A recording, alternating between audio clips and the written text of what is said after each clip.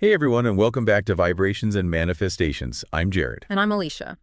It's really good to be back in the studio with you all. Yeah, we're settling in for what feels like a really necessary sequel today. This is Deep Dive 109. Today isn't about the shiny beginning of a connection, and it's not about the clean, happy ending. It's about the messy, really uncomfortable middle, where things feel broken or unfinished. Absolutely. It's about the void. So let's orient you, the listener, for a second. If you were with us for our last deep dive, we talked about muscular empathy. We really got into the mechanics of stabilizing the container during a conflict. Right. That was all about survival. That was about the moment of we're screaming at each other, our nervous systems are totally fried. How do we not blow up this relationship right this second? Yeah. It was about stopping the bleeding. Exactly. It was about holding the line. But today we are pivoting. Today is about what happens after the explosion, or perhaps more commonly, what happens after the silence sets in. Yeah. Today is about restoring hope. Because there is this quiet, insidious fear that lives underneath long-term conflict, or even just long-term distance. It's not the loud shouting match. It's the silence that comes 3 months later, or 3 years later. It's that heavy sinking feeling in your gut where you look at a name in your phone or you think about a family member you haven't seen in 2 years. You just tell yourself, like, it's been too long. Right. You say too much has happened, or that version of us is dead. It's the narrative of permanence. We love to declare things dead before they actually are because, honestly, it's safer. And that brings us to our thesis for this deep dive. We want to ask the central question. Is it ever truly too late? Or is too late simply fear wearing a calendar? I love that phrasing so much. Fear wearing a calendar. We use time as the excuse, but the barrier is almost always internal. Today is going to be about exploring repair. And I want to be clear here, because I know you listening are smart and you might be a little skeptical right now. We aren't doing this with rose-colored glasses. No, not at all. We aren't being naive. We aren't minimizing real harm or saying you should go hug someone who is actively toxic or dangerous to you. But we are going to look for the courage to reach back when the only thing stopping us is our own ego. Okay, let's unpack this. And to do that, I want to take us back in time. I want to look at a macro example of this, because sometimes looking at history gives us the permission to look at our own lives differently. We kind of need to see what repair looks like at the absolute extreme to understand what it might look like in our living rooms. I love when we start with the history. Ground us. Where are we going? We are going to South Africa. We are going to talk about Nelson Mandela. But I don't want to talk about the political icon version of him that we see on T-shirts or the smiling older man in the colorful shirts. I want to talk about the human being who was essentially buried alive. The man in the cell. The man in the cell. It's 1964. Mandela is sentenced to life in prison. He is sent to Robben Island. Now, for those who haven't studied the geography or the architecture of this place, Robben Island is designed to break you. It is bleak. It's totally austere. It's psychologically designed to strip your identity. It is cold concrete, a tiny cell. We're talking 7 feet square. A thin sisal mat on the floor. That's it. And outside, the labor was breaking rocks in a limestone quarry. Now, this is a crucial detail I want you to picture.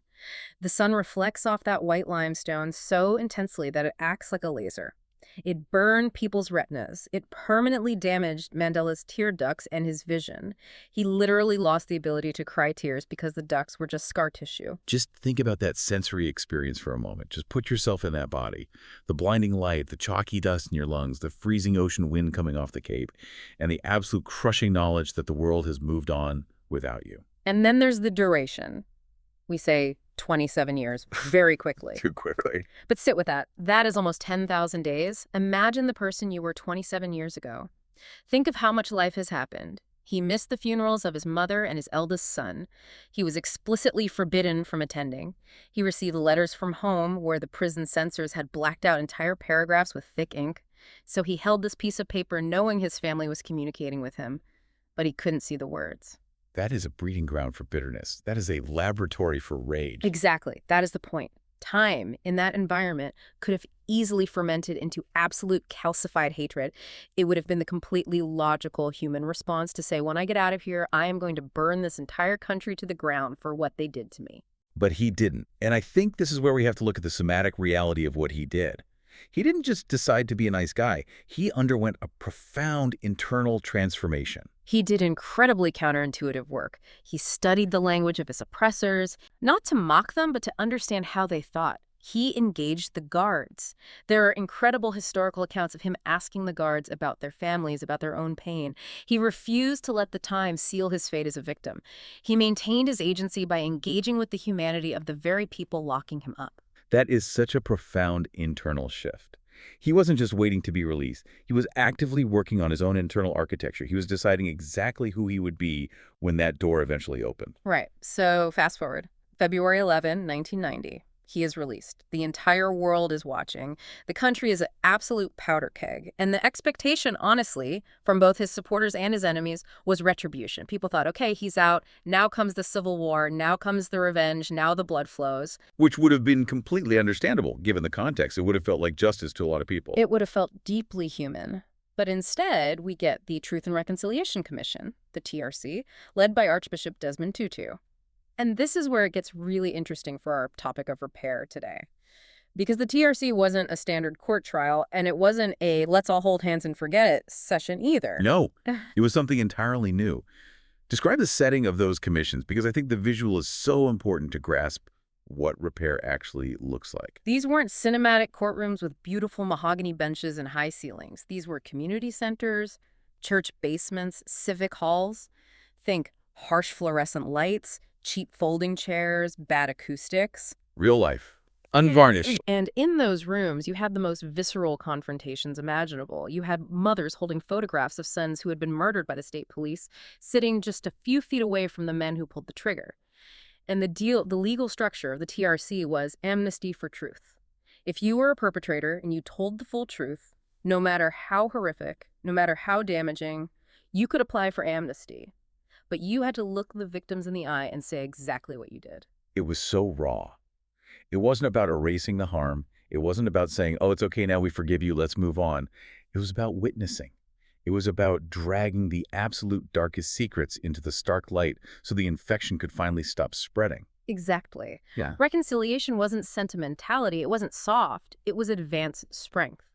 Mandela and Tutu realized that if they built the new nation on revenge, the foundation would crack within a decade.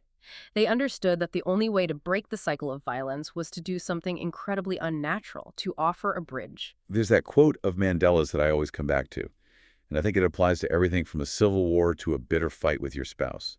He said, resentment is like drinking poison and then hoping it will kill your enemies. Man, that hits every single time. It's such a precise diagnosis of the human condition. It is.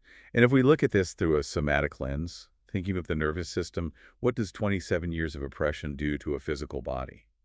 It creates a chronic state of threat. The natural biological response is fight or flight, attack or withdraw. But Mandela and Tutu, they tried to create a third way, integration. Integration. Say a little more about what you mean by that. Well, if I stay in fight mode, I am forever defined by my enemy. My entire identity is just the one who hates you. If I stay in flight, I'm defined by my fear. I'm always running. But integration means I acknowledge what happened, I feel the immense pain of it, but I refuse to let it dictate my future actions. Mandela refused to let his oppressor live rent-free in his head or his heart. It's interesting because very often we think of repair as something we do for the other person. We think, I'm going to forgive them so they feel better, so I can be the bigger person. But what you're saying is that Mandela's reconciliation was fundamentally an act of self-preservation. 100%.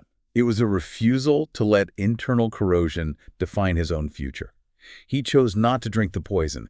He wanted his life back, and you cannot have your life back if you were walking around holding on to a burning coal, just waiting to throw it at someone else. It burns your hand first. So let's pivot, because I can hear you listening right now saying, okay, this is moving, but I am not Nelson Mandela. I am not rebuilding a post-apartheid nation. I'm just trying to figure out why I haven't spoken to my brother in 3 years. And that is a completely valid disconnect. The scale is obviously very different. The scale is massive, but the mechanism, the actual mechanism of the human heart is exactly the same. We might be holding a smaller prison, but it's still a prison. Oof. Yes, that is the reality. You know, we have these personal walls, a phone number we haven't dialed in months, a sibling we stopped talking to after that one holiday dinner where politics came up and everyone yelled, a friend where the drift just happened, no big blow-up, just life. And now it feels way too awkward to fix. Or even a version of ourselves that we completely abandoned because we failed at something a decade ago. And we tell ourselves the lie. We say, it's too late. Right.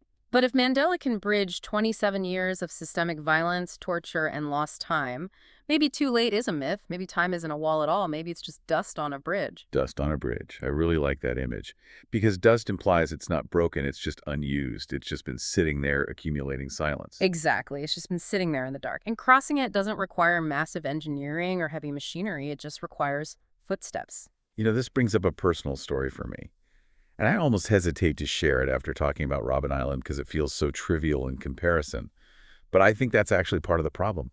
We minimize our own relational pain, so we never address it. We think, well, it's not a war, so I should just get over it. No, please share it, because that triviality is exactly where most of us live our lives. We aren't fighting for national freedom every day. We are fighting for connection in our suburbs and our apartments. So there was this relationship in my life, a very close friend. We had been through a lot of life transitions together. And it didn't end with a bang. There was no big explosion, no shouting match, no massive betrayal. It was just the drift. The silent killer of relationships. Yes. A misunderstanding happened. I think I canceled plans at the last minute one too many times during a particularly stressful season at work. A tone was taken that was a little sharp on both sides. And then just silence. I retreated because I felt guilty and defensive. They retreated because they felt unvalued. And at first it was just, oh, I'm busy, I'll call them next week. But then weeks turned into months, and months turned into almost 2 years. And in that silence, you start writing a script. Oh, the script was elaborate. My internal monologue was fully protecting my ego. Yeah. I was walking around telling myself, well, if they really cared about me, they would reach out first. Or clearly our friendship didn't mean as much to them as I thought. I guess I was just a convenience to them. The defense mechanism's kicking in. Yeah. You're making yourself the victim in the narrative so you don't have to be the initiator. Fully. I was building a fortress out of my own insecurity.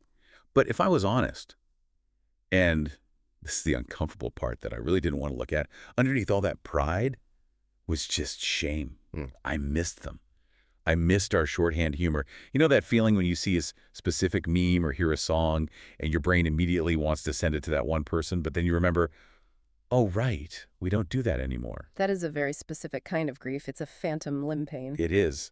And the too late feeling became a physical weight in my chest. I thought it would be so weird to reach out. Now it's been almost 2 years. They've probably moved on. They probably hate me. I'll just look desperate. So what changed? Because clearly you aren't still in that silence. Honestly, I just got tired of carrying it. I realized the silence was actually heavier than the risk of rejection. I woke up one Tuesday and just thought, I don't want to hold this anymore. So I decided to reach out. But, and this is key, I had to actively stop myself from writing a novel. We always want to write the manifesto. We want to draft the legal brief of why we were right and they were wrong, or over-apologize for every perceived sin since 1999. We do. We want to control the outcome by over-explaining. But I realized that was way too much pressure for me, and definitely too much pressure for them. So I just sent a text. It was incredibly short. It said, I know it's been a long time. I've been thinking about you. That's it. No, I'm so sorry. No. Can we please talk? That's it. Just a ping, just a signal flare. I know it's been a long time. I've been thinking about you. Simple. Simple. But my body, my heart was pounding like I was running a sprint. I hit send and I physically threw the phone onto the other end of the couch. I couldn't even look at it. The universal gesture of vulnerability. The toss and hide. Truly. My nervous system was screaming, threat, threat, rejection incoming. I was fully preparing for them to tell me to get lost, or honestly worse, just nothing. The ellipsis of doom. And what actually happened? About 20 minutes later, which felt like 3 geological eras, the phone buzzed. I crept over to it, and the reply was, I've missed you too. Wow. And just like that, the wall crumbled. Now, I want to be clear here. It wasn't that everything was fixed instantly. We still had to get coffee. We still had to have the awkward, sweaty conversation about, hey, sorry, I disappeared when things got hard. But the distance that had felt so heavy and impenetrable, it was almost entirely in my imagination. That is the key takeaway right there. Silence amplifies fear. It really does. When there is no data, the brain fills in the gaps with fear. It draws monsters in the margins of the map. But movement, even a tiny micro movement like a 2-sentence text, recalibrates reality. It turns the lights on in the darkroom. And the soundbite that kept coming to me after that, the thing I actually wrote down in my journal that night was, time doesn't close doors. Avoidance does. Time doesn't close doors. Avoidance does. That is powerful. It's the avoidance that builds the wall, not the calendar. The calendar is totally neutral. We weaponize the calendar to protect our egos. I want to pivot here and put my science hat on for a second. Because what you just described, that elaborate script you wrote in your head, the physical pounding of the heart, the tossing of the phone, that isn't just a quirk of your personality. That is a deeply ingrained biological and cognitive function. We need to understand why too late feels so convincing to the human brain. Let's break it down. Why do we lie to ourselves like that? Why is the brain so good at convincing us not to act? There are three main cognitive distortions at play here, and I want you listening to check yourself against these, see which one is your go-to. The first one is catastrophic projection. Unpack that for us. This is where we predict rejection or humiliation to protect ourselves in advance. The brain is fundamentally a prediction machine. It's trying to keep you safe from harm. So it says, if I reach out, they will laugh at me. They will show the text to their other friends and mock me in a group chat. We treat a possibility, usually a very slim possibility, as an absolute certainty. We are trying to save ourselves from a pain that hasn't even happened yet. So we reject ourselves before they have the chance to. We fire ourselves before the boss can. Exactly. We control the hurt by inflicting it on ourselves. It feels safer. The second distortion is identity rigidity.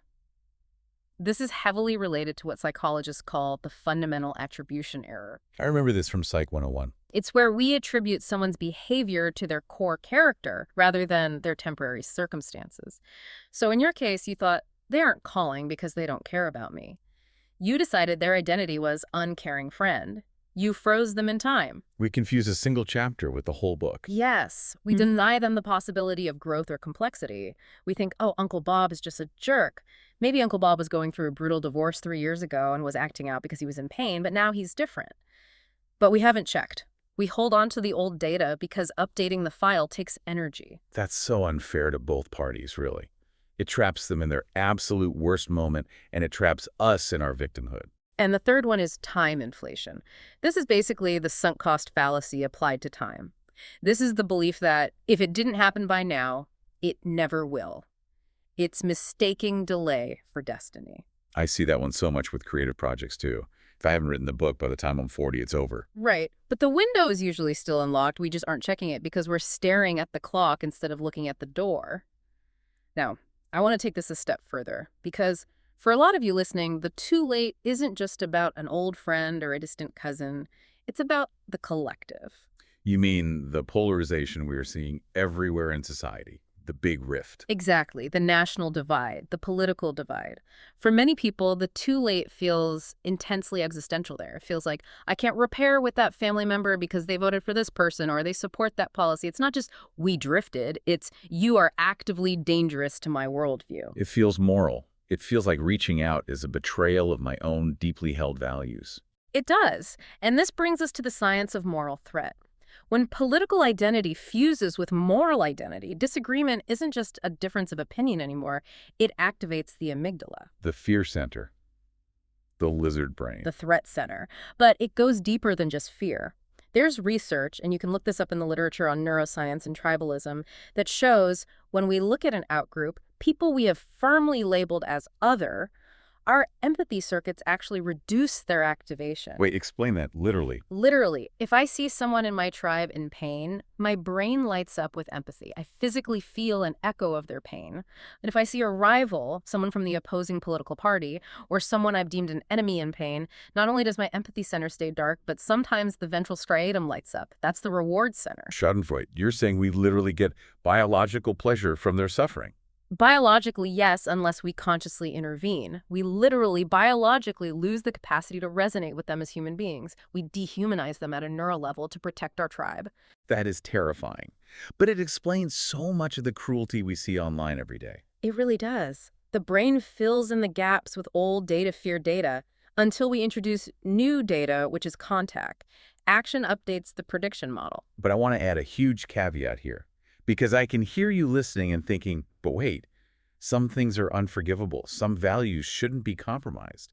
Are you saying I should just make nice with people who actively want to hurt me or strip away my rights? Right. Let's be very, very precise here. Repair does not mean agreement. Say that again? That needs to be on a billboard. Repair does not mean agreement. It does not mean abandoning your values. It doesn't mean you have to condone behavior that goes against your conscience or your safety, but it means refusing to let contempt become your identity. That distinction is so crucial. You can disagree with someone fundamentally, you can march against their policies, and you can still refuse to dehumanize them. Exactly. Chronic contempt corrodes the vessel that holds it. If I walk around hating half the country or hating my uncle because of how he votes, that hatred is actively reshaping my nervous system. It's flooding my body with cortisol. It's narrowing my world. It's not hurting him. He's at home watching TV. It's killing me. It goes right back to the poison quote from Mandela. It really does. From a spiritual framing, repair is an initiation. Think of any hero's journey. The hero leaves, wanders through the dark wood, faces the dragon, and returns changed. The return is integration, not regression. You can reach back without sliding back into the old dynamic. You can reach back without sliding back. I like that. It implies you were standing on much firmer ground now. You are reaching from a place of solid safety, not from neediness. Precisely. You are grounded. So, we've covered the history, the personal stories, the science. Now let's get highly practical. You know we love a framework on this show. We can't just leave you with don't drink poison. Yeah. We need to know exactly how to put the cup down. We do. We need the manual. Let's get into the mechanics. We've developed what we call the 5 levels of repair. Because repair happens at scale. You don't start by fixing the polarized nation. You start way smaller. Let's walk through them. Level 1 is inner repair. This is the absolute foundation. You can't build a bridge to someone else if you are standing in quicksand yourself. This is asking the question, where have I declared myself too late? Is it a career change? A creative dream, like my writing project? A habit I want to break, but I keep telling myself I'm too set in my ways? What's the specific practice here for the listener? It's a conscious reframe. Catch yourself saying, I'm too old to learn piano, or it's too late to fix my health, and replace it with the internal statement, I am not finished. I am not finished. Because neuroplasticity lasts a lifetime. Your brain can physically change until the day you die. You are not a fixed object. You are a process. Level 2 is one relationship. This is the text message level we talked about. Okay, for this one, I want you to think of just one person. And please, do not pick the hardest person. Do not pick the arch nemesis. Do not pick the abusive ex. Start on easy mode, folks. We are training a new muscle here. Don't go lift 100 pounds on day 1. Pick someone where the drift has happened, where it's just awkwardness and dust. And the action is acknowledgement only. I've been thinking about you. No defense, no history rewrite, just a door crack. Just a ping. Level 3 is family and community. This gets trickier. The goal here is stability, not winning. That is a hard shift for a lot of us. We go into family dinners wanting to win the debate and prove our point. We do, but you have to ask yourself, do I want to be right or do I want to be in a relationship? The practice is regulating your own nervous system during that holiday dinner or that PTA meeting. It's saying, I refuse to humiliate this person even if I profoundly disagree with them. It's about keeping the room safe. It's being the thermostat, not the thermometer. Exactly. You set the temperature. You don't just react to the heat. Level 4 is the national divide. This is the big one. The reframe here is, you can oppose policy and resist leadership without dehumanizing the people who voted for them. That goes back to the neural empathy gap we talked about. Right. If you find yourself thinking of the other side as vermin or monsters, catch it. That is your amygdala hijacking your humanity. The practice is voting, organizing, advocating fiercely, but doing it without letting hatred shape your nervous system. It's a daily discipline. It takes work. And finally, level 5 is humanity and the global scale. This is for the climate anxiety, the war fatigue, the deep cynicism, the feeling that humanity is doomed, the planet is cooking, it's all too late anyway. The doomer mindset, which is very, very popular right now on social media. It's seductive because honestly, it's lazy. If it's too late, I don't have to do anything. I can just check out. Ouch. Very true. The shift here is understanding that hope is disciplined engagement, not naive optimism. It's taking one constructive action rather than doom scrolling for 4 hours. Plant a garden, volunteer, do something tangible in your zip code. Action restores agency. That is the thread through all 5 of these levels. It is. When we move, we remind ourselves that we are active players in the game, not just passive victims of it. Okay, I think it's time to clear the static. Let's do it. This is our manifestation debug mode. We want to identify the bug in the mental software that keeps us stuck in that too late loop, and we want to install some new code. Let's clear that static and tune into magic. So the bug we are identifying today is the core belief. If it mattered, it would have happened already, or simply, it is too late. I want to do a somatic scan here. Wherever you are, unless you're driving, please keep your eyes on the road. But if you can, just take a second. Sit up straight. Take a deep breath in. Now say the phrase, "It's too late," internally. Repeat it. It's too late for me.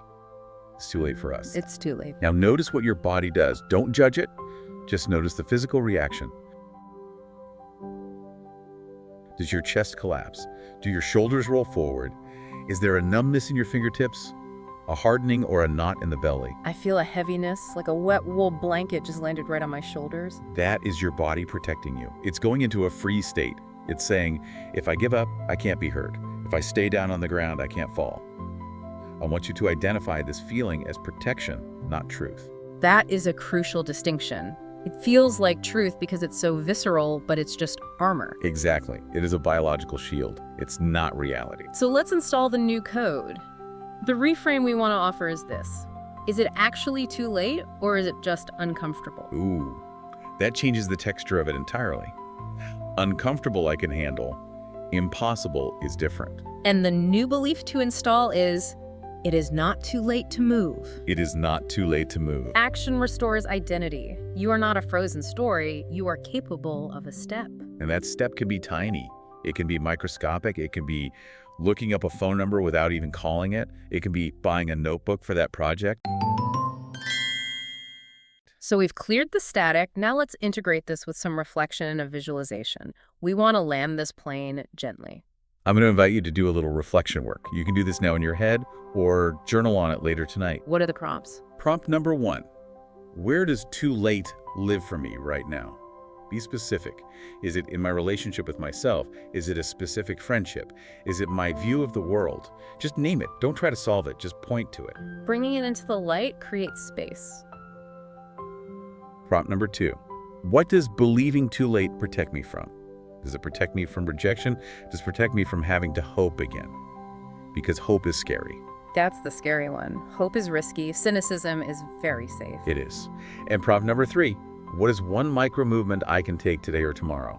Not the grand gesture, just the micro movement. I love those. Okay, take us into the visualization. Let's anchor this in the imagination before we go. Okay.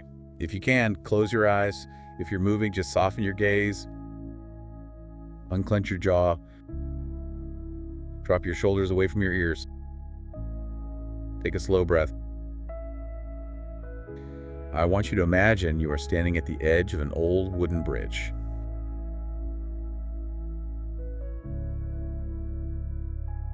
See the grain of the wood, it's sturdy, it's built well. It spans a divide.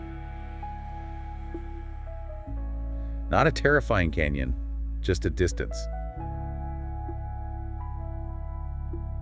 A river flows quietly below. Notice the details of the space.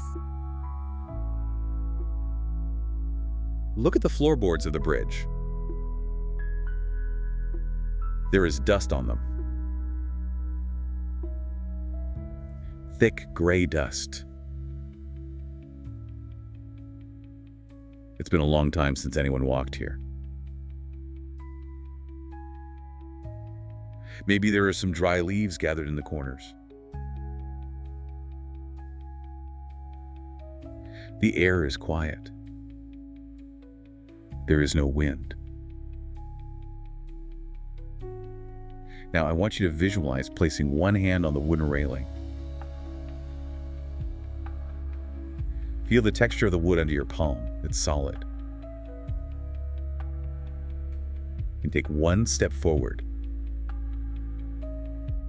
Hear the creak of the wood under your foot. The wood holds. It doesn't break. Notice that as you step, the dust lifts into the air, swirling in the light. Dust isn't destruction. It's just disuse. It's just evidence that time passed while you were away. It clears as you move. Take another step. And another. You are creating the path by walking it. Now expand your view. Look out over the landscape. See that there are other bridges all around you. Bridges to family members you've drifted from. Bridges to parts of your community. Bridges across the national divide. The river below is steady. It keeps flowing. You don't have to cross every bridge. You don't have to fix the whole world today. But acknowledge that the bridges are there. They haven't burned down. They are just waiting for movement. Repeat this mantra internally. I can hold my values without breaking the bond. I refuse to let hatred govern my interior. Feel the difference in your body between collapse, giving up, and commitment. Feel the strength in your legs. You are crossing. You are fully capable of reaching the other side. When you're ready, take a deep breath and gently open your eyes. Wow. That image of the dust lifting, that really stuck with me. Dust isn't destruction, it's just disuse. It's just waiting to be disturbed. It means the structure is still there underneath all along. So let's bring it all home. We've been on quite a journey today. We really have. We've covered a lot of ground. We started in the prison cell on Robben Island, seeing how Mandela transmuted 27 years of lost time into understanding rather than hate. We went to the couch with the text message, realizing that fear is often way louder than reality, and that avoidance is what actually builds the wall. We looked at the neuroscience, how polarization hacks our amygdala and makes us literally blind to the humanity of others, and how we have to actively intervene to turn our empathy back on. And we learned that too late is rarely about time. It is about vulnerability. It's about the discomfort of the messy middle. And we walked through the 5 levels of repair, giving ourselves permission to start small, to start with the self, and then move outward. If you take one thing away from this deep dive, let it be this. Repair is not weakness, it is advanced strength. It takes vastly more muscle to build a bridge than to burn one down. And it's not too late. It's just uncomfortable. You are strong enough for uncomfortable. You have survived 100% of your bad days so far. You can handle a little awkwardness. You really can. So here is our call to action for the week. We want you to choose one level, self, family, or nation. Just one. And take one stabilizing step. Maybe it's sending that text.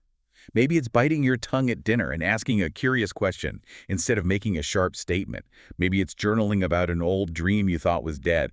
Whatever it is, move. And we want to hear from you. Where does too late live for you? Drop a comment, send us a message, we read them. Remember, Vibrations and Manifestations is a practicing community.